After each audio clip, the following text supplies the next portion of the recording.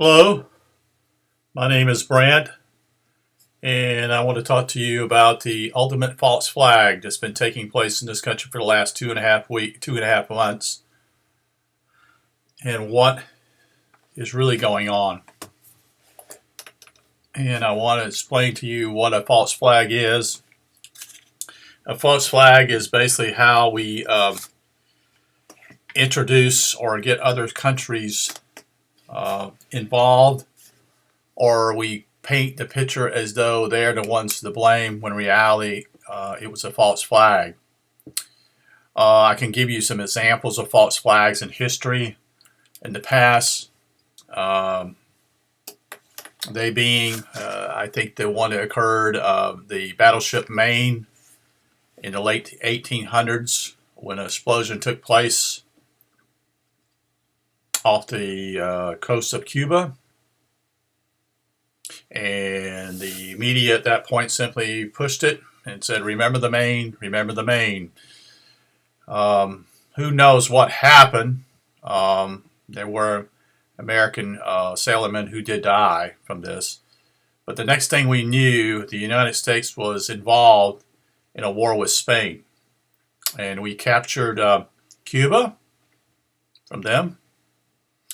And we also attacked the Philippines and took those. Now, that was just an excuse. That was an excuse to actually take those countries for the benefit of the United States manufacturing. A lot to do with agriculture, a lot to do with probably a lot to do with sugarcane, which was coming from Cuba. And it was a way for American corporations to get into that and to use cheap labor to take over. Another one is how the United States was lured into World War I with Lusitania. If you recall that the Germans actually warned the Americans to not come to Britain. As I recollect this story, as simply as the Lusitania was set up and the submarine actually used torpedoes and eliminated that ship, and many people died for no reason, although there were munitions, armaments in that ship, which was actually against the whole protocol in the first place. But it was a way to get us into World War I. And had it not been for the United States getting involved in World War I believe that Germany would probably have won the war. But who knows? Same thing took place in World War II. The United States baited, and I mean they baited, Japan in many ways. If you read some of the things, the memoirs of Roosevelt and what he did, they wanted, the corporations, especially the oil companies, wanted the China oil fields, and Japan was there and got them, and Roosevelt was willing to go to war for that, but they said, wait, let's bring them into a war, and we can destroy their whole economy, and we lured them in with with Pearl Harbor. We knew they were going to attack. We knew their code already. And we left our battleships with no protection. Basically lined up for them to be able to easily destroy them. Also, against the military's authority. Actually, Roosevelt was the one that pushed this idea of having them close, and also having airplanes close so that it would be easy. In other words, when I'm saying close, I mean proximity, so that if one bomb hit the plane, it would probably destroy the other one, per se. Okay. Same thing with the ships, the battleships. It was a way of destroying those ships with torpedoes, and the Japanese did that. We know that we knew their code, we knew where they were going to attack, and all this type of thing. And our aircraft carriers were not there. We took them out to the sea in safekeeping. But it was a way for, I think, not only lure us into that, but to allow the defense makers, people to make money, also to build more and more and more ships in order to. You got to figure this out, folks. It's very clear. It's a way of making money for the people who make armaments, defense. War is about that. And they borrow money, and guess who has to pay for it? We do. Okay. So the same thing took place in Vietnam, the Gulf of Tonkin. Same thing. Same thing there. Same thing with Trade Center. In 2001, we blamed it all on the Arabs. We blamed it on Afghanistan, Iraq. A day after or 2 days after it took place, let's get the evidence first, folks. And they never paid attention to that. It was already a pre-designed plan to take over Afghanistan and destroy Iraq and to cause more upheaval in the Middle East. So here we are today. No, it's not about military this time. And it's not about that at all. It's about preparing us for world government, a world system of money that no longer it will be the states, that is the governments of each nation having its own money printed, such and such, that eliminate that. And it's about basically slavery and the takeover of all from those who are the few who take over the many. You got to realize that this whole thing with COVID-19, the virus, is a skilled way of actually using fear, when in reality simply is that your government right now, your Federal Reserve System, which is actually a private bankers who have taken over the printing of the money in our country. It goes against everything that is moral, and it puts us also in more slavery. They are printing $1 trillion a day. Is to destroy the dollar. The whole idea is to destroy the dollar, and when the dollar goes, it will also have impact upon most of the West, and it will also cause enormous problems for China. But China and Russia and India are prepared, these countries are, because they have gold, and they've been buying gold for the last 10 to 15 years now, literally tons of it. So when the dollar does go down, it doesn't affect them as badly. But still, there will be world government. So what is really going on is nothing to do with any type of germs, which is a germ theory is a lie. It's a definitely lie. We don't get sick because of germs. We get sick because our immune system is weak.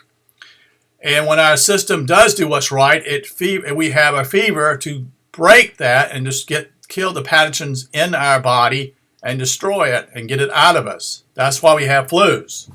That's why we have fevers. It has nothing to do with germs. Pasteur was a liar. Louis Pasteur is a liar. But they set this guy up as some great hero. When in reality, simply he actually created the idea that, let's wash our hands so we won't get the germs. Our body has already inside of us germs and that type of thing already to protect us. And so we are being manipulated enormously. And so let's talk about what's going on. As I heard today, 33.5 million people now unemployed in the United States. Now, look around you.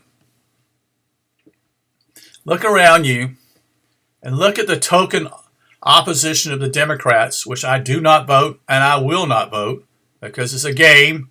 It's a way of stealing your energy to put yourself. It's a system. It's rigged. So why vote? It's fucking stupid. When you vote, you're saying, I agree with the system. And I don't agree with the system. And so, Former Vice President Biden is running, and you got to be kidding me. He's a joke, absolute joke. And Trump will probably get back in if there is an election. I don't even know if there will be an election. All kinds of stuff is going on, chaos right now. And how can he win? Think about it. With the unemployment now at 21%, the population, people are being conditioned to see this as the normal way things go. You're being conditioned wherever you go. I go in a grocery store. I go to a store today. Oh, they got arrows where you can go, where you can walk at. Oh, really? I mean, like we're chimpanzees or monkeys. We're not monkeys. We're not. But unless mankind wakes up, this is going to be one of the worst things can happen to mankind, because we're going back into slavery. And democracy is a stepping stone towards socialism, and eventually socialism leads to communism. It's a fact. It's just a fact, folks. So the dollar is going to be destroyed. That's what's happening.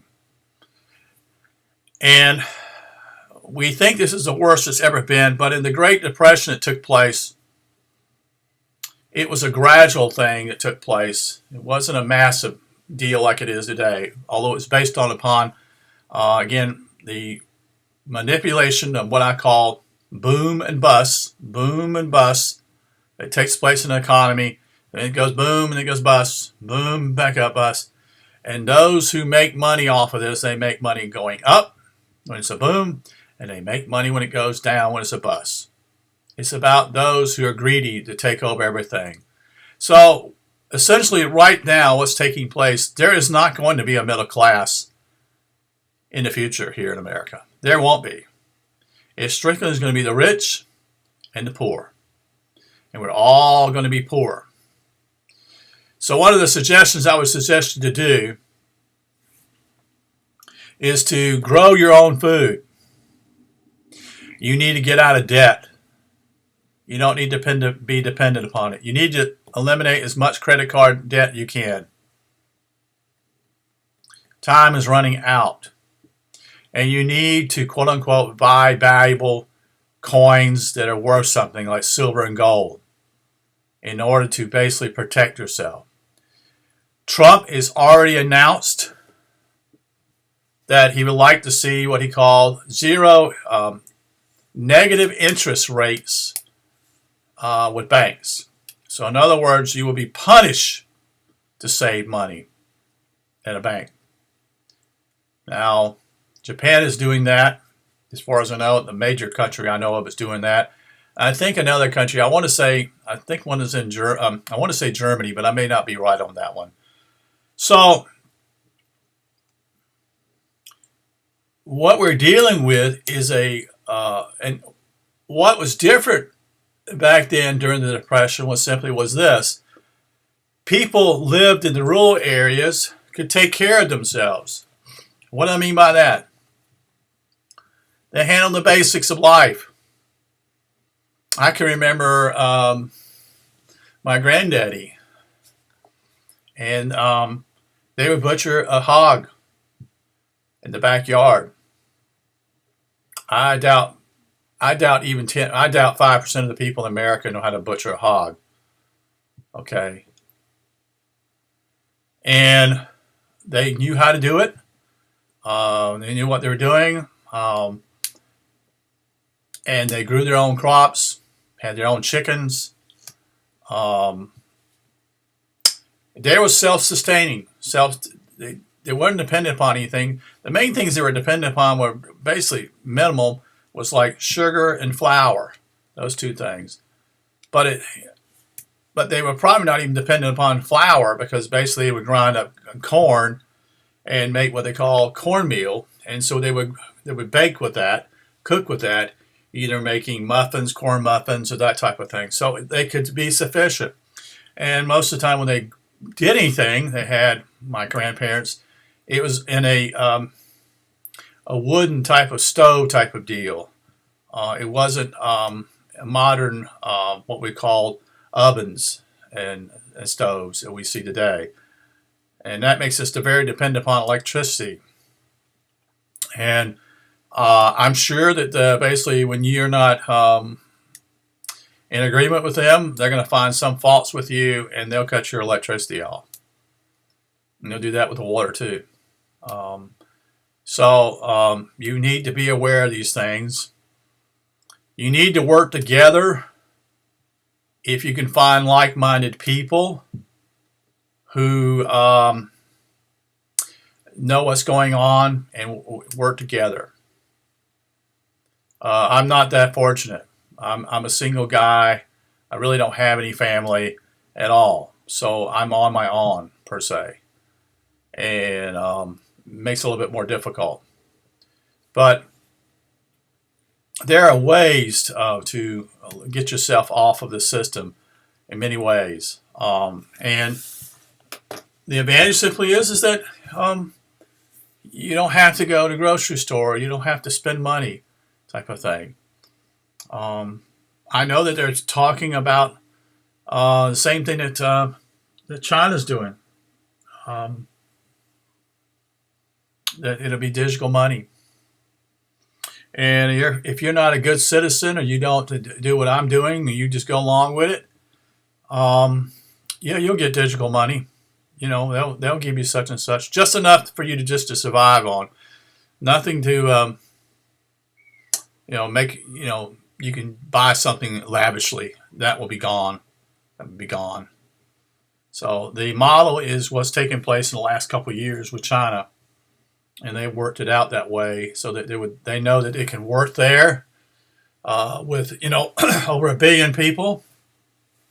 If it can work there, that was a proving ground to see if people would go along with it. And most people go along with it because they are caught up in the technology of it and they think it's such a neat idea. We don't know what's really going on in China. We don't know if they'll ever get back to normal economically. I don't think they will. Other thing, you need to have herbs, and you need to know how to deal with emergencies. In other words, if you get yourself hurt, how can you deal with that instead of going to a hospital? Please do not take a vaccine. Please don't take a vaccine. Don't even volunteer to, quote unquote, have them test you. You need to listen to your own body and take care of your own self. That's the only way you're independent. It's the only way to be. If you are dependent, then you are dependent upon them. And they're not telling you the truth. So I just wanted to make you aware of these things. And how this whole thing was to create fear so much magnitude and to the point that basically the hospitals, which are owned by corporations, they're not owned by counties. That's not owned. No. And so they went along with it. Of course they went along with it because the government's giving them money too.